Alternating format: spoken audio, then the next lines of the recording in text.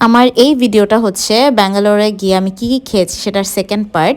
তো এটার প্রথম পার্টটাও হচ্ছে আমার পেজেই দেওয়া আছে, তোমরা চাইলে দেখে নিতে পারো। আর এই ভিডিওতে তোমরা শুধু খাবারই দেখবা, খাবার আর খাবার, প্রচুর খাবার।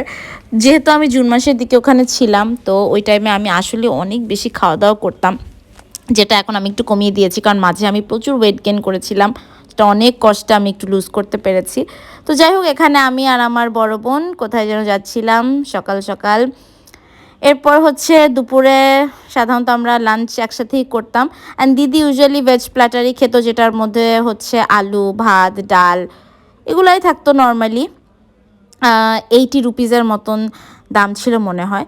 আর আমি হচ্ছি এক একদিন এক একটা ট্রাই করতাম মেনু থেকে, মানে আমার কাছে খুব ভালো লাগতো, প্লাস তোমাদেরকে দেখানোর জন্য যে আমি কী কী খাচ্ছি। তো এখানে হচ্ছে আমি নিয়েছিলাম হায়দ্রাবাদি চিকেন বিরিয়ানিটা, কারণ আমার মনে হয়েছে যে আমি তো এটা বাংলাদেশে বসে অনেকবারই খেয়েছি, কিন্তু এবার একটু আমি যেহেতু ইন্ডিয়া এসেছি, তো ইন্ডিয়াতে গিয়ে আমি একটু বিরিয়ানিটা খেয়ে দেখি যে আসলে এটা কেমন হয়। তো এটা দেখতে যতটা আকর্ষণীয় মনে হচ্ছে, এটা খেতে আমার কাছে খুব একটা ভালো লাগেনি, কারণ মশলা তো অবশ্যই আলাদা, কিন্তু কেন যেন আমি যতটা এক্সপেক্ট করেছিলাম আমার এক্সপেকটেশন এটা আসলে মিট করতে পারেনি।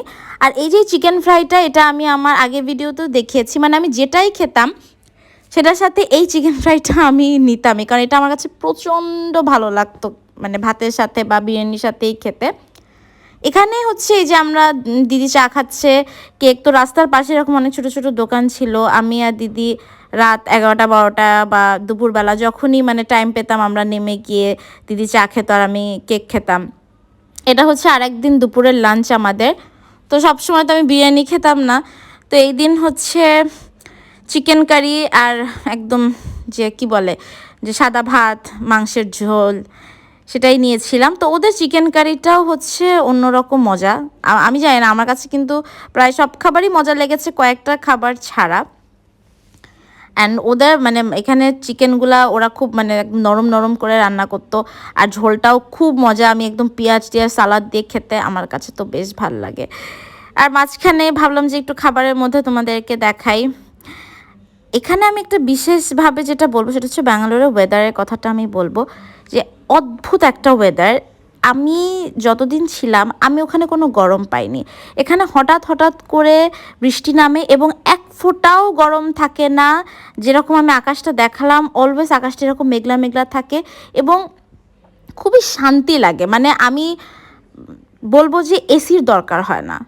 তো যাই হোক, এখানে হচ্ছে আমি এই ভাড়া পাও নামে কিছু একটা আমি খাচ্ছিলাম, যেটা আমার কাছে যে আমার এক্সপ্রেশন দেখি তোমরা বুঝতে পেরেছো যে একেবারেই ভালো লাগে না। ওটা ব্রেকফাস্টে খেয়েছিলাম।